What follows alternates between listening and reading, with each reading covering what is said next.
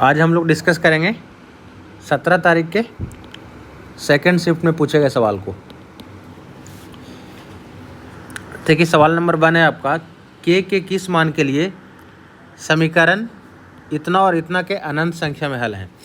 ये सवाल आपका हर एक सेट में आ रहा है। कभी कभी पूछता है कि यूनिक सॉल्यूशन, कभी पूछता है आपका नो सॉल्यूशन, और कभी आपका है इनफाइनाइट सॉल्यूशन। तो इनफाइनाइट सॉल्यूशन का कंडीशन आपका है a1/a2 is equal to b1/b2 is equal to c1/c2। अगर तीनों बराबर है तो आपका इनफाइनाइट सॉल्यूशन होगा, अनंत हल होगा। यहाँ देखिए a1 का वैल्यू क्या है 4, a2 का वैल्यू क्या है, x का गुणांक a1 a2 है, y का गुणांक b1 b2 है, और कांस्टेंट टर्म आपका c1 c2 है। तो a2 का वैल्यू आपका है 5, b1 का वैल्यू क्या है आपका 12, और इधर b2 का वैल्यू क्या है k 12 k, c1 का वैल्यू आपका है 36 और c2 का वैल्यू आपका है 45।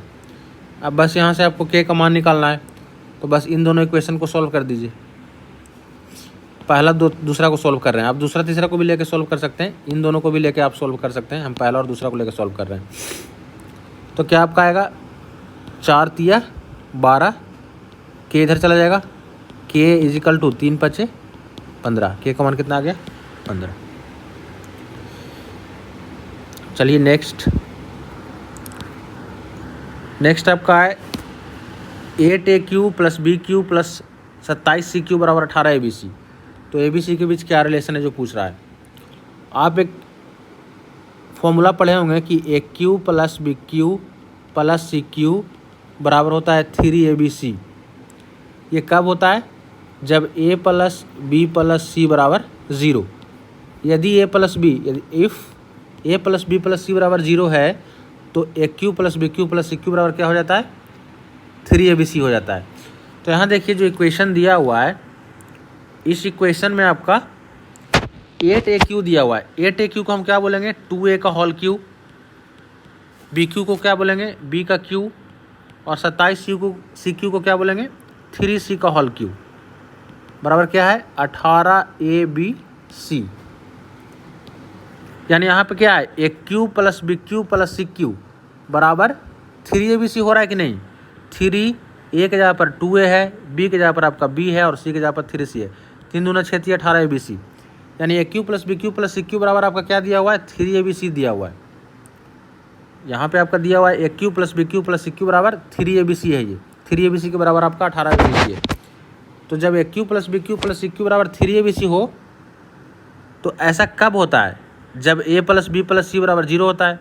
तो a का मान क्या है 2a है, b का मान क्या है b है, और c का मान क्या है 3c है। तो अगर a + b + c 0 होगा तभी संभव है कि aq + bq + cq बराबर 3abc हुआ होगा। तो बस a + b + c को 0 कर दिए। अब इसको सॉल्व कर लेते हैं। यहाँ देखिए b और c को एक तरफ रख देते हैं, तो b + 3c, 2a उधर जाकर क्या हो जाएगा माइनस हो जाएगा, -2a। ऑप्शन नंबर 2 हो जाएगा आपका। b + c को एक साइड कर लिए और a को उधर भेज दिए, बराबर कुछ साइड।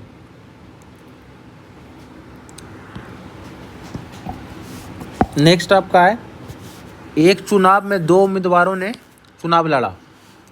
80% मतदाताओं ने अपने मत डाले, जिसमें से 5% मत अवैध हो गए। विजयी उम्मीदवार को 70% वैध मत मिले और वह 36,480 मतों से चुनाव जीत गया। तो मतदाताओं की कुल संख्या बताइए।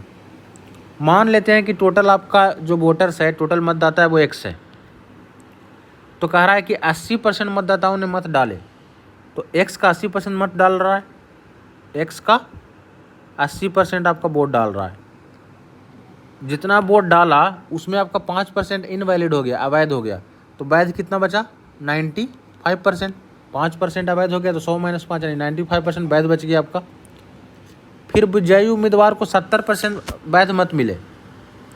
तो अगर विजयी उम्मीदवार को 70% मिल रहा है तो हारने वाला को कितना मिला होगा 30%। टोटल मिला के 100 होगा, जीतने वाला को 70 तो हारने वाला को 30 मिल रहा होगा। तो जीतने वाला कितना अंतर से जीत रहा होगा 40% से। जीतने वाला को 70 मिल रहा है, हारने वाला को 30 मिल रहा है, तो 40% से आपका जीत रहा है। लेकिन यहाँ कह रहा है कि वो कितना जीता है 36,480 मतों से चुनाव जीत जाता है। 36,480 मत से चुनाव आपका जीत रहा है, 36,480। और जीत रहा है कितना से 40% से। यहाँ ध्यान दीजिए, टोटल एक्स था, 80% वोट डाल रहा है, उसमें 5% इनवैलिड हुआ तो 95% वैलिड हो गया, और जो जीतने वाला है वो 40% के अंतर से चुनाव जीत रहा है। और यहाँ पे बोल रहा है कि 36,480 से आपका चुनाव जीत रहा है, तो बराबर कर दिए दोनों को। अब बस सॉल्व कर लेना है। एक्स का 80% को क्या बोलेंगे 4/5, 95 को 19/20 और 40 को क्या बोलेंगे 2/5 इजिकल टू 36,480। अब देखिए 4 से काटेंगे, 4×5 20, ऊपर पहले 2 से काट लेते हैं, 18 दूना 36, 24 दूना 48 0, फिर 19 से काटते हैं, 19 9 171, 11 4 19 6 114 0। अब क्या आपका हो गया, एक्स का वैल्यू क्या हो जाएगा 960 गुना 5 गुना 5 गुना 5, 960 गुना कितना हो जाएगा 125, इसको 25 गुना 5 ही लिख देते हैं, गुना करने में ईजी होगा। 25 गुना 0 25, 25 छक्का 150, बाकी 15, 25 नंबर 225, 15 240 और गुना 5 कितना हो जाएगा आपका 1,20,000। यानी टोटल आपका 1,20,000 मतदाता का संख्या है। एक्स का वैल्यू जो निकला भाई आपका क्या है, टोटल वैल्यू है।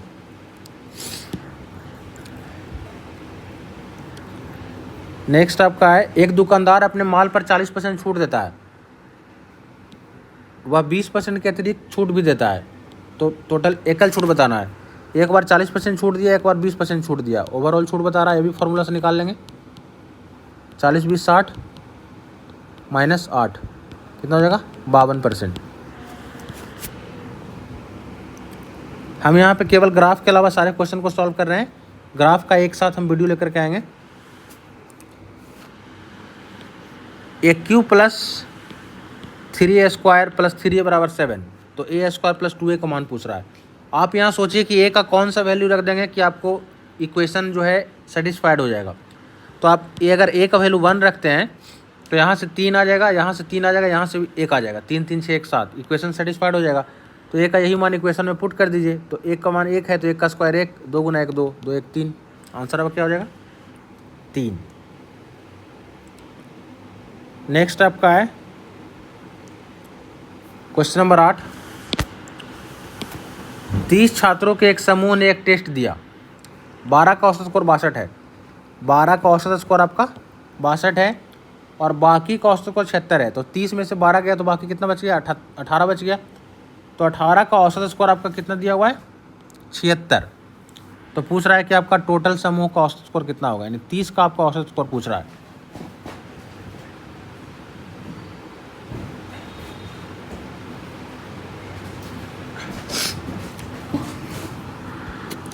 यहाँ देखिए सबसे पहले जो कट सकता है उसको काट लेंगे। 6 दूना 12, 6 3 18, 6 5 30। अब कैसे सॉल्व करेंगे, पहला एवरेज दिया हुआ है 62 तो 62 ही रहने देते हैं। अब देखते हैं कि अगला इससे कितना ज़्यादा है, 14 ज़्यादा हो रहा है तो प्लस 14 कितना बार 3 बार, तो गुना 3 और बटा 5, तो 62 प्लस 14 3 42/5, यानी क्या हो जाएगा आपका 62 प्लस 5 8 40, 5 24, यानी 62 8 70.4। आपका आंसर हो जाएगा 70.4।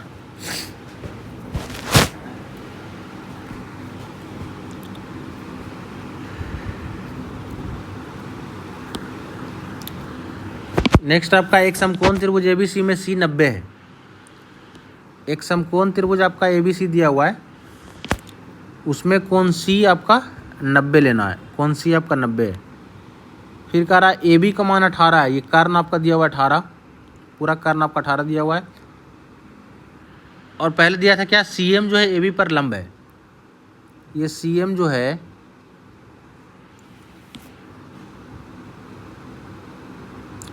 CM AB पर क्या है आपका लंब है, 90 डिग्री कोण बना रहा है। BM का मान आपका 6 दिया है, BM का मान 6 है। अब BM का मान अगर 6 है तो M का मान कितना हो जाएगा 12 हो जाएगा, 12 6 18, टोटल 18 है। आपको पता है कि समकोण त्रिभुज में समकोण वाले बिंदु से अगर कर्ण पर लंब डालते हैं, समकोण वाला बिंदु C है, अगर इससे कर्ण पर लंब डालेंगे तो लंब का जो लंबाई होता है यानी CM जो है वो क्या हो जाएगा कर्ण के दोनों खंड के गुणनफल के बराबर। तो एक कर्ण का एक खंड है क्या, एम, और दूसरा खंड क्या है, बी एम। समकोण त्रिभुज में समकोण वाले बिंदु से अगर कर्ण पे लंब डालते हैं तो इस लंब का जो स्क्वायर होता है, लंब का जो स्क्वायर होता है वो कर्ण के दोनों खंडों के गुणनफल के बराबर होता है। तो कर्ण का एक खंड एम है और एक दूसरा खंड क्या है, बी एम है, तो दोनों खंड के गुणनफल के बराबर हो जाएगा। ये फॉर्मूला होता है। आप इसको सिमिलरिटी से निकाल भी सकते हैं। फिलहाल यहाँ आपका सी एम का वैल्यू पूछ रहा है, तो C M square is equal to M का वैल्यू दिया है 12 और बी एम का वैल्यू दिया है 6। तो सी एम का वैल्यू क्या हो जाएगा आपका, 12 छक 72, 72 का वर्गमूल हो जाएगा, 36 दूना 72, 6√2 आपका आंसर आ जाएगा, 6√2। नेक्स्ट,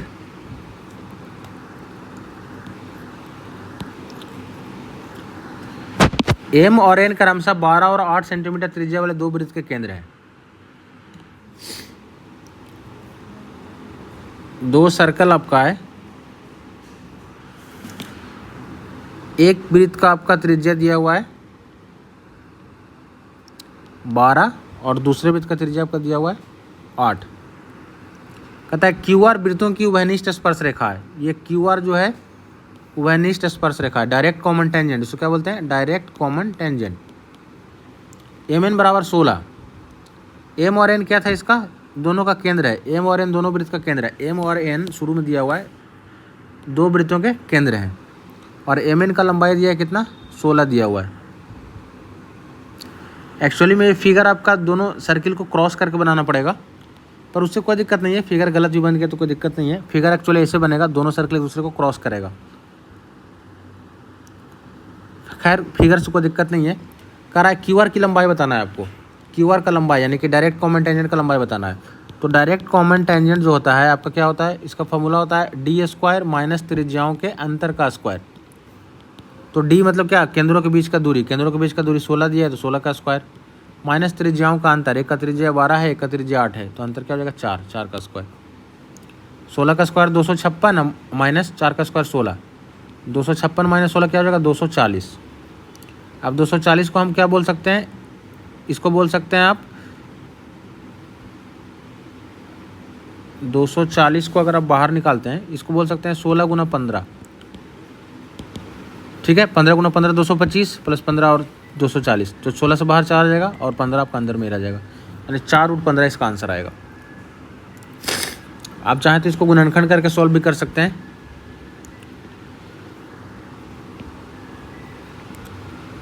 इसी में आपका एक कभी कभी ट्रांसवर्स कॉमन टेंजेंट भी पूछता है, उसका फॉर्मूला होता है डी स्क्वायर माइनस त्रिज्याओं के योगफल का स्क्वायर। ये जो डायरेक्ट कॉमन टेंजेंट था वो क्या था, डी स्क्वायर माइनस त्रिज्याओं के अंतर का स्क्वायर। यहाँ पे केवल डिफरेंस होता है, अगर आपका डायरेक्ट कॉमन टेंजेंट पूछेगा तो त्रिज्याओं के अंतर का स्क्वायर, और ट्रांसवर्स कॉमन टेंजेंट पूछेगा तो त्रिज्याओं के योगफल का स्क्वायर। बस यहाँ पे डिफरेंस है, बाकी सब जगह सेम ही है।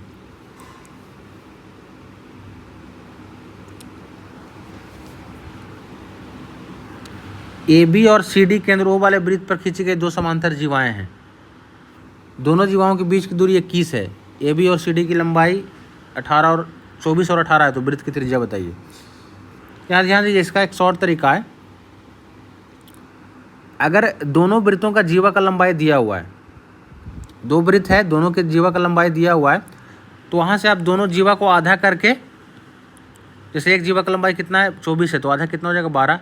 एक जीवा का लंबाई 9 है, 18 है, तो इसका आधा कितना हो जाएगा 9। अगर त्रिज्या निकालना है तो दोनों जीवा के लंबाई को आधा करके इसका स्क्वायर कर दीजिएगा और फिर इसका वर्गमूल निकाल लीजिएगा जोड़ करके। अगर दोनों जीवा का लंबाई आपका पता है आपको, जैसे एक जीवा का लंबाई 24 था, एक जीवा का लंबाई आपका 18 है, तो बस क्या करना है, दोनों जीवा को आधा कर देना है 12 और ये क्या हो जाएगा 9, और इसको स्क्वायर करके वर्गमूल निकाल लेना है, स्क्वायर करके इसको योग करके इसका वर्गमूल निकाल लेना है। 144 प्लस 81, 12 प्लस 9, सॉरी 225 आ जाएगा यहाँ से, और 225 का वर्गमूल कितना हो जाएगा 15। अगर आप इसको डिटेल में बनाना चाहते हैं, थोड़ा ध्यान दीजिएगा, डिटेल में भी हम यहाँ पे सॉल्यूशन कर रहे हैं। कह रहा है कि आपका एक सर्कल है, पहले एक सर्कल लेते हैं,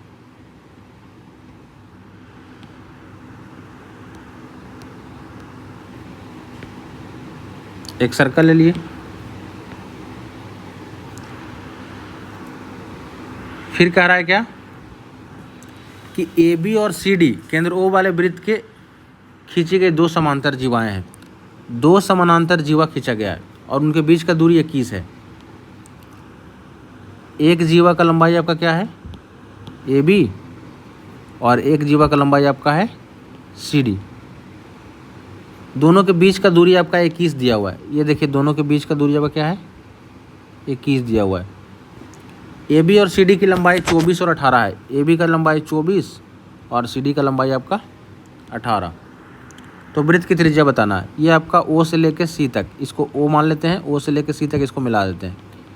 ये आपका क्या है त्रिज्या, इसी को आपको निकालना है। तो सबसे पहले ध्यान दीजिए, जब ये 18 है सी डी, आपको पता है कि केंद्र से अगर जीवा पर लंब डालते हैं तो जीवा क्या होता है 2 बराबर भाग में बढ़ जाता है, मतलब 9 और 9 हो जाएगा। ठीक है, अगर हमको ये लंब का लंबाई पता चल गया, ये लंब का जो लंबाई है वो पता चल गया, तो त्रिज्या निकल जाएगा, चूंकि समकोण त्रिभुज बन रहा है। तो लंब का लंबाई निकालने का सबसे शॉर्ट तरीका क्या है कि मान लेते हैं कि आपका ये x है, तो अगर आप इसको x मान लेते हैं तो ऊपर वाला क्या हो जाएगा 21 माइनस एक्स, पूरा 21 था। अब यहाँ से भी एक रेडियस ड्रॉ कर देते हैं, ये भी आपका रेडियस ही है।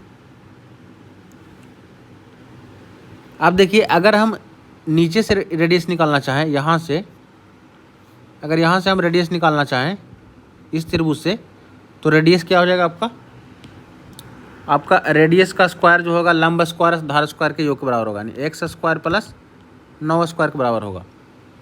एक्स लंब है और 9 आपका क्या है आधार है और एक्स क्या है आपका लंब है। अगर ऊपर से हम रेडियस निकालना चाहें यहाँ से, तो यहाँ पे आपका लंब क्या है 21 माइनस एक्स है, आधार आपका क्या है 24 है। आपका आर स्क्वायर निकल जाएगा 21 माइनस एक्स का स्क्वायर, 21 माइनस एक्स का स्क्वायर अब प्लस ये आपका क्या है 24 है तो 12 है, प्लस 12 का स्क्वायर, ये आर स्क्वायर निकल गया, ये भी आर स्क्वायर है, ये भी आर स्क्वायर है, ये भी क्या है आपका आर स्क्वायर का वैल्यू है। तो दोनों आपस में क्या हो जाएगा बराबर हो जाएगा। ये चूँकि दोनों आर स्क्वायर का वैल्यू, दोनों आपस में क्या हो जाएगा बराबर हो जाएगा। अब बस इसको सॉल्व कर लेंगे। चलिए इसको सॉल्व करते हैं। यहाँ से क्या आ जाएगा एक्स स्क्वायर प्लस 81, ये क्या है आपका 441 प्लस एक्स स्क्वायर माइनस 21 दूना 42 एक्स प्लस 12 का स्क्वायर 144।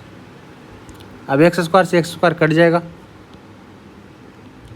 आगे आपका क्या हो जाएगा 42x को इधर लेके आते हैं तो 42x प्लस में हो जाएगा, इधर आपका 441 और 144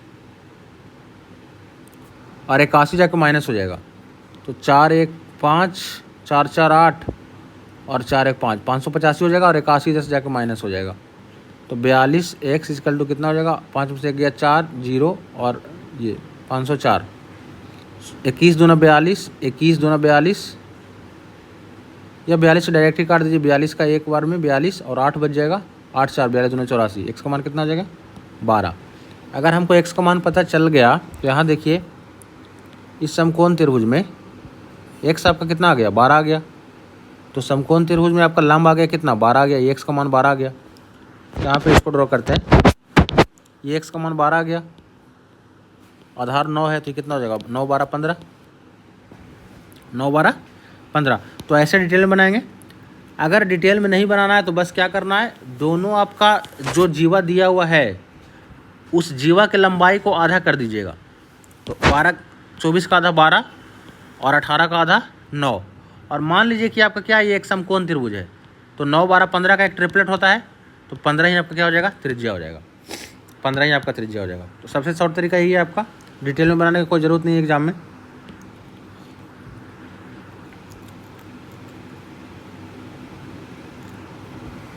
नेक्स्ट आपका है, दो हाथों से गुजरने वाली एक वस्तु को मूल लागत के 40% के लाभ पर बेचा जाता है।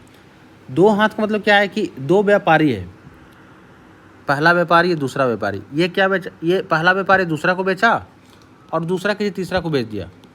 ठीक है, पहला दूसरा को बेचा तो एक हाथ पे गया, और दूसरा तीसरा को बेचा दूसरा हाथ पे गया। तो दो हाथ का मतलब क्या है कि 3 आदमी है, एक दूसरा को बेच दिया, दूसरा तीसरा को बेच दिया। तो इस कंडीशन में टोटल लाभ आपका 40% का हुआ। मतलब है कि अगर पहला व्यापारी के लिए सामान का क्रय मूल्य 100 रुपया था, तो फाइनली ये 100 का सामान अंतिम व्यापारी को कितना में मिल गया, 40% प्रॉफिट पे मिला, मतलब 140 में मिला। 100 का सामान पहला व्यापारी लास्ट को कितना में मिल गया, 140 में मिला। फिर कहता है पहला व्यापारी को 30% लाभ हुआ। तो पहला व्यापारी चूँकि 100 में खरीदा था, तो 30% लाभ पर अगला को कितना बेच देगा, 130 में बेचेगा। तो कह रहा है दूसरे व्यापारी द्वारा अर्जित लाभ क्या होगा। तो दूसरा व्यापारी 130 में खरीदा और 140 में बेच दिया, तो कितना का लाभ हो गया, इसको 10 का लाभ हो गया 130 में। परसेंटेज के लिए 100 से गुना, 100/13, 13 से 91, 7×9/13% आ जाएगा आपका।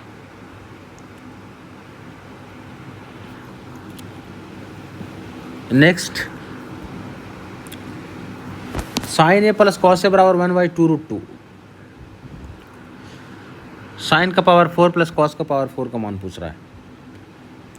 यहाँ देखिए सबसे पहले हमको इसको स्क्वायर करना पड़ेगा, इसको डिटेल में ही बनाना पड़ेगा, कोई दूसरा तरीका नहीं है इसका। और तो सबसे पहले हम इसका क्या करते हैं, दोनों साइड स्क्वायर करते हैं। दोनों साइड स्क्वायर कर रहे हैं, तो साइन प्लस कॉस का स्क्वायर क्या आएगा, sine square a plus cos square a plus 2 sine a into cos a. A plus b का होल स्क्वायर क्या होता है, a square b square plus 2ab होता है, बराबर क्या हो जाएगा, 1/8 हो जाएगा। 2 का स्क्वायर 4 है, √2 का स्क्वायर 2, 4 दूना 8। अब देखिए sine square plus cos square क्या होता है, ये 1 हो जाता है। तो 1 इधर जाके घटा देते हैं, तो 1/8 में से क्या हो जाएगा, 1 घट जाएगा। इसका वैल्यू 1 होता है, 1 उस साइड जाके घट गया, बच गया क्या इधर, 2 साइन ए इंटू कॉस ए। यहाँ से साइन ए कॉस ए क्या हो जाएगा, साइन ए कॉस ए आ जाएगा आपका। ये सोल्व करेंगे तो -7/8, और यहाँ से 2 जो है नीचे चला जाएगा, यानी -7/16 आ गया। साइन ए इंटू कॉस आ गया -7/16।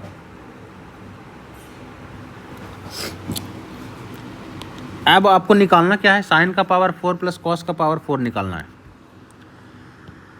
साइन का पावर 4 प्लस कॉस का पावर 4। तो साइन का पावर 4 को हम क्या बोल सकते हैं, साइन स्क्वायर का होल स्क्वायर, और कॉस का पावर 4 क्या बोल सकते हैं, कॉस स्क्वायर का होल स्क्वायर। ये क्या हो गया, ए स्क्वायर प्लस बी स्क्वायर। तो ए स्क्वायर प्लस बी स्क्वायर का फॉर्मूला क्या होता है, यहाँ लिखते हैं, ए स्क्वायर प्लस बी स्क्वायर का फॉर्मूला क्या होता है, ए प्लस बी का whole square minus 2ab।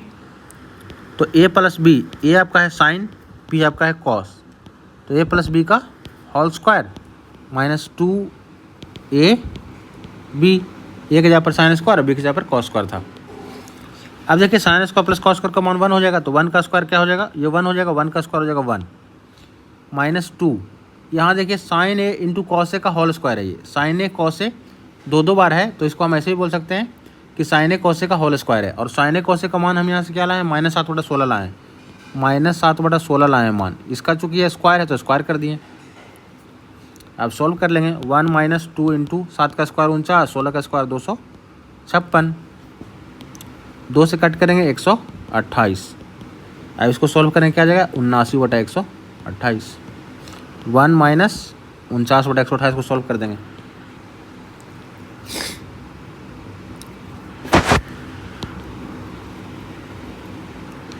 Next आपका एक बेलन की ऊंचाई और व्यास क्रमशः 12 और 28 है।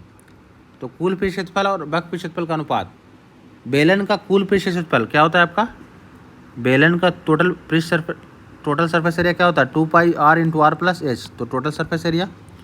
और वक्र पृष्ठ क्षेत्रफल कर्व्ड सरफेस एरिया 2πrh, इन दोनों का रेशियो पूछ रहा है। तो 2πr से 2πr कट जाएगा, r प्लस एच आपका कितना दिया हुआ है 12, और व्यास दिया हुआ 28। तो व्यास 28 है, तो ये डायमीटर 28 है, त्रिज्या कितना हो जाएगा 14 हो जाएगा। तो 14 + 12 r प्लस एच कितना हो जाएगा 26, और इधर एच आपका है 12, यानी 13:6। काट देंगे 2 से, 13 दूना 26, 6 दूना 12, 13:6। तो कुछ नहीं करना है, केवल फॉर्मूला लगाना था। नेक्स्ट आपका है एक समचतुर्भुज PQRS में आपका एक समचतुर्भुज दिया हुआ है,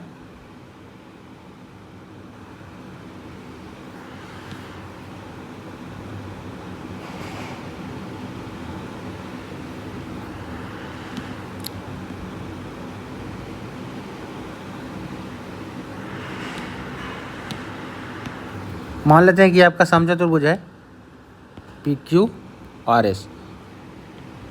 कहता है कि ओ एक आंतरिक बिंदु इस प्रकार है, समचतुर्भुज में ओ एक बिंदु इस प्रकार है, ओ एक बिंदु इस प्रकार है कि ओ पी बराबर ओ आर। पी को आर से मिला देते हैं। आपको दिया है क्या कि ओ पी और ओ आर दोनों क्या है, बराबर है। तो एस ओ क्यू का अंशीय माप एस ओ क्यू को मिला देते हैं। आपको एक पता होना चाहिए बात कि जो समचतुर्भुज होता है, समचतुर्भुज में विकर्ण जो होता है, समचतुर्भुज का जो विकर्ण होता है एक दूसरे को 90 डिग्री पे समद्विभाजित करता है। समचतुर्भुज का विकर्ण एक दूसरे को 90 डिग्री पे समद्विभाजित करता है। तो चूंकि यहाँ पे ये भुजा समद्विभाजित हो रहा है, यहाँ पे ये भुजा समद्विभाजित हो रहा है, इसीलिए चूंकि यहाँ पे भुजा समद्विभाजित हो रहा है, इसलिए क्या हो जाएगा, ये विकर्ण प्रूफ हो जाएगा। चूंकि समचतुर्भुज का विकर्ण जो होता है एक दूसरे को 90 डिग्री पे समद्विभाजित करता है। तो चूंकि भुजा आपका क्या हो रहा है, समद्विभाजित हो, विकर्ण आपका समद्विभाजित हो रहा है, मतलब क्या है आपका ये यहाँ पे 90 डिग्री कौन बनेगा, समचतुर्भुज का विकर्ण एक दूसरे को 90 डिग्री पे समद्विभाजित करता है। तो चूंकि आपका ये समद्विभाजित हो रहा है इसलिए विकर्ण नहीं होगा। तो यहाँ पे कौन कितना बनेगा, 90, इधर भी कौन बनेगा 90, इधर भी 90, इधर भी 90, चारों तरफ 90। पूछ रहा है क्या, एस ओ क्यू का माप, एस ओ क्यू, ये वाला कौन पूछ रहा है आपसे, एस ओ क्यू। तो 90 90 क्या हो जाएगा, 180। हम पी ओ बराबर ओ आर दिया था, उसे क्या किए, पी आर को विकर्ण प्रूफ कर दिया। और विकर्ण क्या होता है, 90 डिग्री पे समद्विभाजित करता है। तो 90 90 180 हो गया आपका। नेक्स्ट है आपका सरल करने वाला है, 16 5 80, 80 माइनस 15, 65 बटा 16 गुना 13 12 25 बटा 13, 13 5 65, 5 5 क्या हो जाएगा 125 बटा 16, 16 6 96, 16 7 112, 16 7 112 है, 13 बच जाएगा, 7 पूर्णांक 13 बटा 16। इसमें तो कुछ था ही नहीं, केवल सॉल्व करना था। नेक्स्ट आपका है, हम ग्राफ का एक अलग से वीडियो लेके आएंगे, उसमें सारे ग्राफ का एक ही साथ सॉल्यूशन करेंगे। कहता है साधारण ब्याज पर प्रति वर्ष ब्याज की दर कितनी है जिस पर 1.5 वर्षों में 1000 का मूलधन इतना हो जाता है। टाइम देखिए 1000 था, बाद में कितना हो गया 1230 हो गया, मतलब 1040 था मूलधन, जो आपका कितना हो गया 1230 हो गया। हो जाने का अर्थ क्या है, आपका अमाउंट दिया हुआ है, तो यहाँ से ब्याज निकाल लेंगे आप, अमाउंट में से मूलधन घटा लेंगे, कितना आ जाएगा 1040 1240, 200 होता है, 1230 है तो 190 हो जाएगा।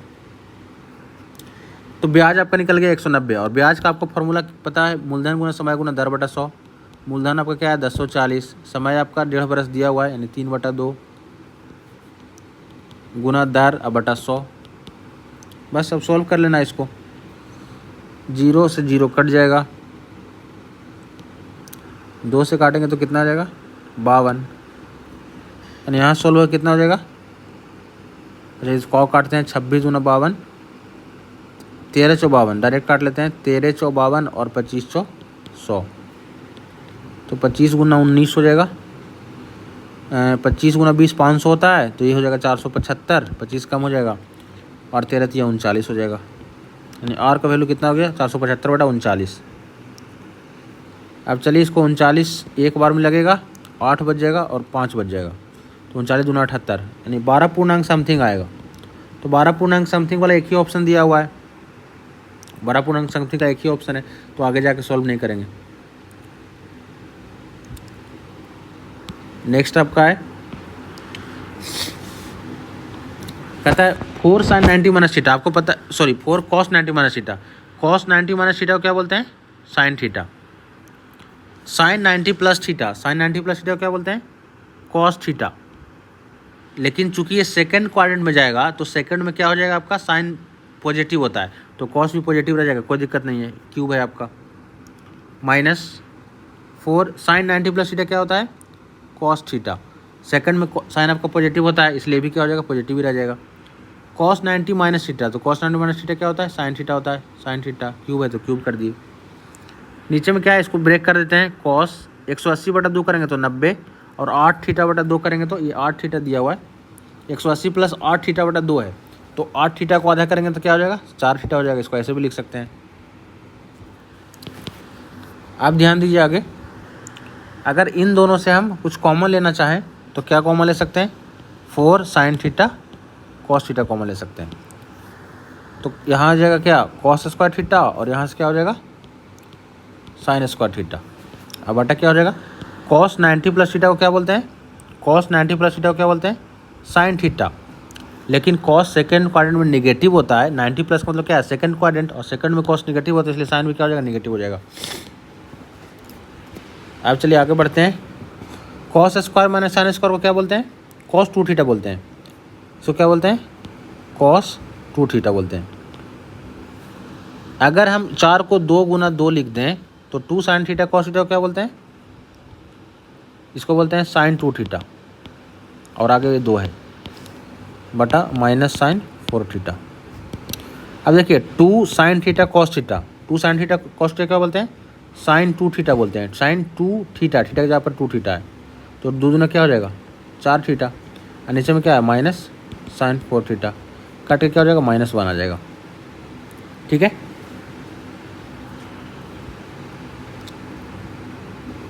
नेक्स्ट आपका है,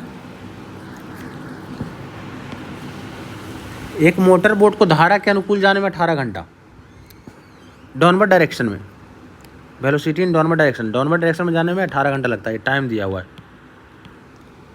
और समान दूरी वापस आने में, जब डाउनवर्ड में जा रहा है तो अपर में वापस आएगा, 36 घंटा लगता है। तो टाइम का रेशियो दिया है। आपको पता है कि स्पीड का रेशियो जो होता है वो टाइम के रेशियो का उल्टा होता है। तो टाइम का रेशियो का 18 दूना 36 यानी 1:2 दिया हुआ है, तो स्पीड का रेशियो क्या हो जाएगा, 2:1 हो जाएगा। ये क्या है, डाउनवर्ड डायरेक्शन में स्पीड है 2 किलोमीटर पर आवर, और अपर डायरेक्शन में स्पीड है आपका 1। तो कह रहा है नाव की स्थिर जल में चाल और धारा की दिशा में चाल का अनुपात ज्ञात कीजिए। यहाँ पे देखिए, यहाँ पे क्वेश्चन आपका है कि नाव की स्थिर जल में चाल और धारा की चाल का अनुपात। ये क्वेश्चन आपका थोड़ा सा रॉन्ग हो गया, इंग्लिश में क्वेश्चन ये सही था। तो नाव की स्थिर जल में चाल, तो नाव का चाल निकालना तो क्या करते हैं, अगर डाउनवर्ड डायरेक्शन में चाल और अपर डायरेक्शन में चाल हमको पता है तो नाव के चाल के लिए जोड़ के 2 से भाग देते हैं, यानी 2 1 3/2, और धारा के चाल के लिए घटा के 2 से भाग देते हैं, 2 - 1 1/2। आंसर क्या आ जाएगा, 3:1। ये नाव का चाल, ये धारा का चाल। ठीक है, अगर डाउनवर्ड डायरेक्शन में चाल और अपर डायरेक्शन में चाल पता है तो नाव के चाल के लिए जोड़ के 2 से भाग, और धारा के चाल के लिए घटा के 2 से भाग देते हैं।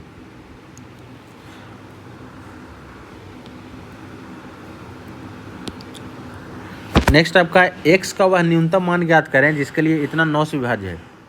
57x716 9 से विभाज्य है। तो 9 से विभाज्य का मतलब क्या है, अंकों का योग अगर 9 से विभाज्य हुआ तो पूरा संख्या 9 से विभाज्य हो जाएगा। तो देखते हैं, 7 5 12 और 12 6 18, 18 9 से विभाज्य हो गया। यहाँ 7 1 8 हो रहा है। तो अगर हमको पूछ रहा है x का न्यूनतम मान निकालना है, x का न्यूनतम मान निकालना है तो 8 हो गया। अगर x को 1 रख देंगे तो 8 1 9, 7 1 8, 8 1 9, 9 9 से विभाज्य हो जाएगा। तो न्यूनतम मान क्या हो जाएगा, 1 हो जाएगा। एक कंपनी में पुरुषों और महिलाओं का अनुपात 5:3 है। मैन और वीमेन का रेशियो कितना दिया हुआ है, 5:3। मैन वीमेन का रेशियो 5:3 है। जब कंपनी में 150 अतिरिक्त महिलाओं को नियोजित किया जाता है तो अनुपात 5:4 हो जाता है। अनुपात कितना हो जाता है, 5:4। कब ऐसा होता है, जब आपका 150 अतिरिक्त महिला को नियोजित कर दिए। तो महिला नियोजित किए तो पुरुष तो सेम होना चाहिए, क्योंकि महिला नियोजित करने से पुरुष तो बढ़ेगा नहीं। तो पहले भी पुरुष 5 था, बाद में भी पुरुष 5 है, पहले से ही आपका सेम है, तो डायरेक्ट तुलना कर देंगे। महिला यहाँ से कितना बढ़ रही है, 3 से 4 हो गई है, महिला 1 बढ़ गई, महिला 1 बढ़ गई। यहाँ से महिला कितना बढ़ रही है, 150, यानी 1 को 150 के बराबर कर देंगे। पूछ रहा है कंपनी में कितने पुरुष कार्यरत हैं, तो पुरुष का संख्या कितना है, 5 है। तो 5 का वैल्यू निकाल देंगे, 15 × 5 = 75, 750।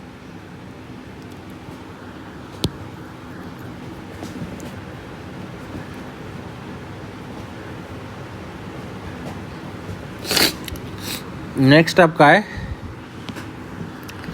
x का मान और y का मान, a का मान और b का मान दिया हुआ है। a = क्या दिया हुआ है, x cos + y sin, और b = क्या दिया हुआ है, x sin - y cos। ये एग्ज़ाम में कितना बार सवाल आया है, ये कम से कम आज तक मेरे हिसाब से 10-12 बार रिपीट कर चुका होगा। तो जब भी सवाल आपका साइन और कॉस में रहे, जब भी आपका सवाल साइन और कॉस में रहे, तो करना क्या है, इसको बराबर के एक साइड का जो वैल्यू है उसका स्क्वायर करके जोड़ देना है। बराबर के एक साइड जो आपका वैल्यू दिख रहा है उसको स्क्वायर करके जोड़ देना है। तो ए का स्क्वायर और बी का स्क्वायर, वैल्यू ए और बी है तो ए का स्क्वायर और बी का स्क्वायर जोड़ दिए। और बराबर के दूसरे साइड में आना है। बराबर के दूसरे साइड में आते हैं, ये देखिए बराबर के दूसरे साइड में आ गए। इसमें क्या करना है, या तो ऊपर वाला इक्वेशन या तो नीचे वाला इक्वेशन, दोनों में जो आपको अच्छा लगता है कोई एक इक्वेशन को ले लीजिए। बस किसी एक इक्वेशन को लेना है, चाहे तो ऊपर वाला लीजिए चाहे तो नीचे वाला लीजिए, दोनों में किसी एक इक्वेशन को लीजिए। जिसको भी आपको ले रहे हैं बस उसके कोफिशिएंट को स्क्वायर करके जोड़ देना है। दोनों में से किसी एक इक्वेशन को लेना है, या तो ऊपर वाला चाहे तो नीचे वाला। हम ऊपर वाला को ले रहे हैं। करना क्या है, इसके कोफिशिएंट को स्क्वायर करके जोड़ देना है। तो x का कोफिशिएंट है x और बाई साइन का कोफिशिएंट क्या है, कॉस का कोफिशिएंट है x और साइन का कोफिशिएंट है बाई। तो बस कोफिशिएंट को वर्ग करके जोड़ देना है। तो x का वर्ग x स्क्वायर और बाई का वर्ग बाई स्क्वायर, इसको जोड़ देना है। बस ये सॉल्व हो गया आपका। आपसे पूछ रहा है ए स्क्वायर बी स्क्वायर का मान, तो ए स्क्वायर बी स्क्वायर का मान क्या हो गया, x square plus by square. तो जब भी ऐसा सवाल साइन कॉस में मिलता है तो बराबर के एक साइड स्क्वायर करके जोड़ना है और दूसरे साइड बस किसी एक इक्वेशन को देखना है और उसके कोफिशिएंट को स्क्वायर करके जोड़ देना है और दोनों को बराबर कर देना है। नेक्स्ट और लास्ट आपका सवाल है, कहता है कि एक टंकी 2 पाइप द्वारा स्वतंत्र रूप से 8 और 10 मिनट में भरी जा सकती है। 2 पाइप है, पाइप 1 और पाइप 2, एक से 8 मिनट में और दूसरा से 10 मिनट में भर रहे हैं। टाइम दिया है। यहाँ से आप एलसीएम निकाल लेंगे। 8 पचे 40, 8 और 10 का एलसीएम कितना आ जाएगा, 40 आ जाएगा। चलिए इफिशियंसी कितना हो जाएगा, 8 पचे 40 और 10 चौ 40, इफिशियंसी निकल गया आपका। एलसीएम आपको क्या दिखाता है कि आपका टंकी का टोटल कितना भाग भरना है, यानी 40 भाग टंकी को आपको भरना है तो टंकी पूरा भर जाएगा। ये टंकी का क्षमता दिखाता है एलसीएम। आगे क्या कहता है, दोनों पाइपों को एक साथ कुछ समय के लिए खोला जाता है। दोनों पाइप खोल दिए, पाइप 1 भी और 2 भी, दोनों खोल दिए। लेकिन किसी अवरोध के कारण पहले पाइप से जल की पूरी मात्रा का केवल 5/8, पहला पाइप से जल का केवल 5/8 भाग और दूसरे पाइप से 3/5 भाग पर प्रवाहित होता है। दूसरा से 3/5 भाग प्रवाहित होता है। पहला से 5/8 और दूसरा से 3/5 ही प्रवाहित हो रहा है। मतलब पूरा क्षमता के साथ काम नहीं कर पा रहा है। पहला जो है पाइप 1 जो है अपने क्षमता का 5/8 क्षमता से ही काम कर रहा है और दूसरा जो टंकी है, दूसरा जो पाइप है वो अपने क्षमता के 3/5 से ही काम कर रहा है। फिर कहता है हालांकि अवरोध अचानक निकल जाता है, मतलब तुरंत निकल गया, तो कह रहा है उस क्षण से, मतलब अवरोध निकलने के बाद से 3 मिनट में टंकी भर जाता है। तो चलिए अवरोध का बात पहले देखते हैं। अगर अवरोध नहीं है तो P1 5 के क्षमता से काम करेगा। अवरोध नहीं है मतलब अपने क्षमता से काम करेगा, मतलब 5 के क्षमता से काम करेगा और P2 4 के क्षमता से काम करेगा। तो अवरोध के बाद चूँकि टंकी 3 मिनट में भर गया है तो 3 मिनट अपने क्षमता से काम किया होगा, मतलब 5 और 4 के क्षमता से काम कर रहा होगा।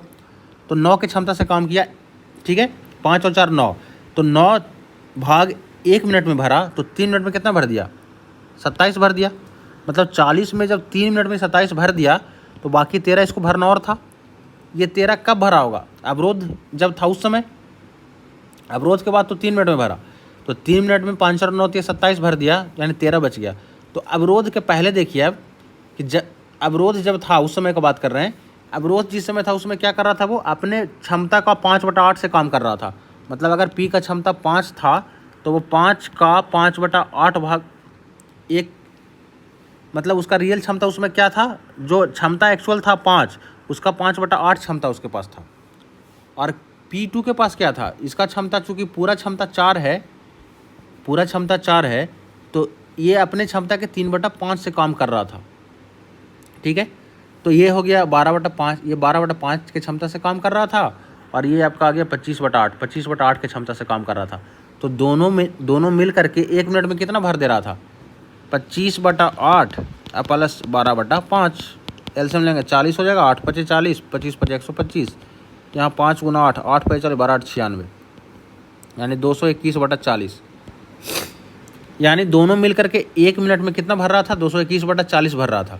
भरना था इसको कितना, 5 और 4 9 भरना था 1 मिनट में। लेकिन चूंकि अवरोध था तो अवरोध के कारण इसका क्षमता कम हो गया था। कितना कम हो गया था? जो क्षमता था उसका 5/8 P1 का हो गया था और जो क्षमता था उसका 3/5 Q2 का हो गया, P2 का हो गया था। तो ओवरऑल आपका 1 मिनट में 221/40 भाग भरा रहा था। तो मान लेते हैं कि डी मिनट में आपका टंकी डी मिनट तक ये खुला होगा। तो डी मिनट तक आपका जब अवरोध डी मिनट तक अवरोध होगा, तो डी मिनट तक जब अवरोध होगा तो इस 13 भाग को अवरोध ही भरा है। तो 221/40 के क्षमता से कितना देर में भरा होगा? डी मिनट में भरा होगा। तो बस इसको अब सॉल्व कर लेना है। 13 × 52 520/221 इज इक्वल टू डी।